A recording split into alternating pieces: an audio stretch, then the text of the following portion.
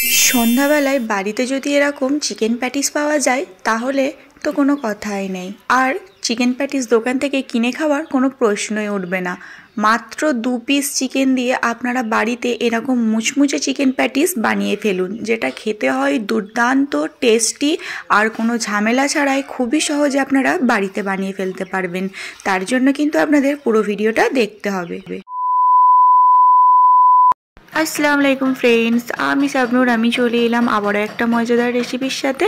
তো থাম্বনেল থেকে বুঝে গেছেন আজকে আমি বানাতে চলেছি বাড়িতে মুচমুচে চিকেন প্যাটিস। আর হ্যাঁ, মাত্র 2 পিস চিকেন দিয়ে কিন্তু আমি এই চিকেন প্যাটিসটি তৈরি করে দেখাবো। তার জন্য প্রথমে আমি নিয়ে নিলাম 1.5 কাপ পরিমাণের ময়দা, তারপরে ওখানে দিলাম সামান্য পরিমাণের লবণ, আর 1 চামচ দিয়েছি চিনি, আর 2 চামচ সাদা তেল অর্থাৎ রিফাইন্ড অয়েল।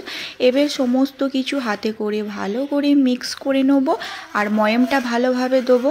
যত ভালো করে ময়াম দেওয়া হবে চিকেন প্যাটিসটা তত হবে মুচমুচে।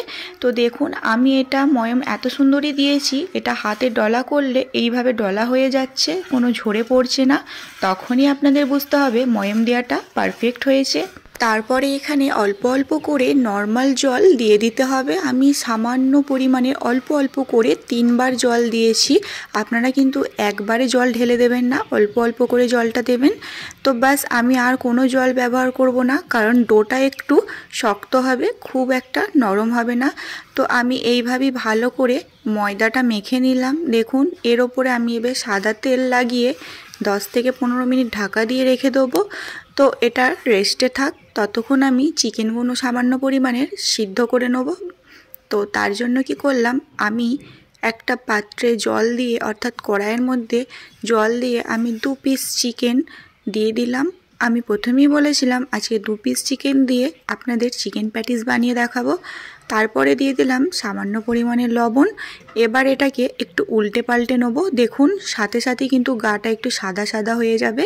5 থেকে 10 মিনিটের মধ্যে এটা সিদ্ধ হয়ে যাবে, হাতে কিন্তু বেশি টাইম লাগে না। এরপর একটি কড়াই বসিয়ে নিলাম। কড়াইয়ে তেল দিয়ে তেল গরম হওয়া মাত্রই আমি আদা আর রসুন কুচি দিয়ে দিলাম, আর 2টো গোটা পেঁয়াজ কুচি করে দিয়ে দিলাম, আর সাথে দিলাম একটা কাঁচা লঙ্কা কুচি করে। এবার সমস্তটা ভালোভাবে একটু ফ্রাই করে নেবো। তো নাড়াচাড়া আমি করতে থাকলাম যতক্ষণ না পেঁয়াজের গাটা হালকা হালকা লাল হয়ে আসছে। তো দেখে আপনারা বুঝতে পারবেন যে পেঁয়াজের গাটা ঠিক কতটা পরিমাণে লাল হওয়া দরকার। তো এই পর্যায়ে আমি চিকেনগুলো একটা কাঁটা চামচের সাহায্যে এইভাবে কুচি করে নেব। তো কুচি করা কমপ্লিট হয়ে গেলে আমি ওই পেঁয়াজের মধ্যেই দিয়ে দেবো। তো পেঁয়াজটা কিন্তু খুব একটা লাল নয়, সামান্য পরিমাণে ব্রাউন হওয়ার সাথে সাথেই আমি চিকেনটা দিয়ে দিয়েছিলাম। এরপর এখানে দিয়ে দিতে হবে 1 চামচ মতো সয়া সস, আর এই সয়া সসটাই কিন্তু চিকেনের টেস্টটা আরও বাড়িয়ে দেবে। তো তারপরে দিয়ে দিতে হবে স্বাদ মতো লবণ, দিয়ে এটাকে ভালোভাবে নাড়াচাড়া করে নিতে হবে। আর হ্যাঁ, আপনাদের কাছে যদি টমেটো সস থাকে আপনারা চাইলে সামান্য পরিমাণে টমেটো সসটা দিতে পারেন। তো আমি সেটাকে স্কিপ করেছিলাম।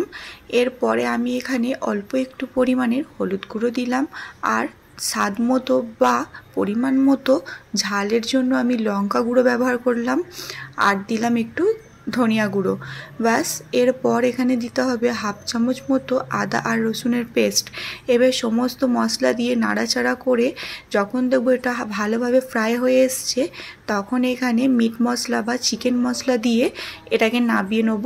তো দেখুন এটা আমার অলমোস্ট ফ্রাই হয়ে গেছে। আপনারা দেখে এটা বুঝতে পারছেন এটা কতটা ফ্রাই হয়েছে।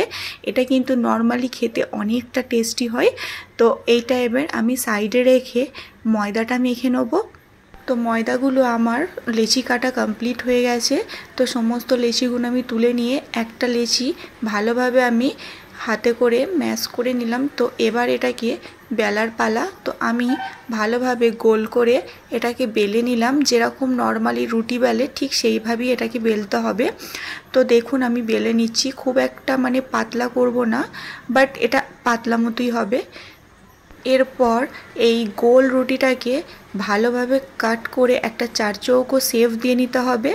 তারপরে আপনাদেরকে একটা বাটিতে কিছুটা পরিমাণের ময়দা আর একটু তেল দিয়ে একটা ব্যাটার তৈরি করে নিতে হবে। সেই ব্যাটারটাই এইভাবে লাগিয়ে ভাঁজ করতে হবে। আপনারা ভাঁজটা দেখে বুঝতে পারলেন। দুপিঠটা ভাঁজ করে রোল করে নিতে হবে।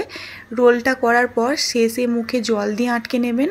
যে দিকটা এক্সট্রা বার হয়ে থাকবে সেই দিকটা কাট করে নেবেন। বাস এইভাবে একটুখানি ভাঁজ করে জাস্ট সামান্য হালকা বেলবেন। তো আমি বেলে দেখিয়ে দিলাম। এরপর মাঝখানে পুরটা দিয়ে আমি এটা 4 চৌকো শেপে আবারও কাট করে নেব। তো দেখুন আমি 4 চৌকো শেপে কাট করে নিলাম। এবার ত্রিকোণা ভাঁজ অর্থাৎ প্যাটিস শেপটা আমি দিয়ে নিলাম। এবার এইখানে একটা কাজ করতে হবে, সেটা হলো প্যাটিসের জন্য পুরো মুখটা মুড়ে দেবেন না, সামান্য অল্প অল্প মুখ মুড়বেন। একটু মুড়বেন, একটু ফাঁকা দেবেন, একটু মুড়বেন, একটু ফাঁকা দেবেন। এইভাবে কিন্তু প্যাটিসগুলো মুড়তে হবে। পুরোটা যদি আপনারা মুখটা চেপে দেন তাহলে প্যাটিসটা ভাঁজও হবে না আর ভালো মুচমুচেও হবে না। তো আমি অল্প একটু মুড়েছি, একটু ফাঁক দিয়েছি, অল্প একটু মুড়েছি, ফাঁক দিয়েছি। তো এইভাবেই করেছিলাম।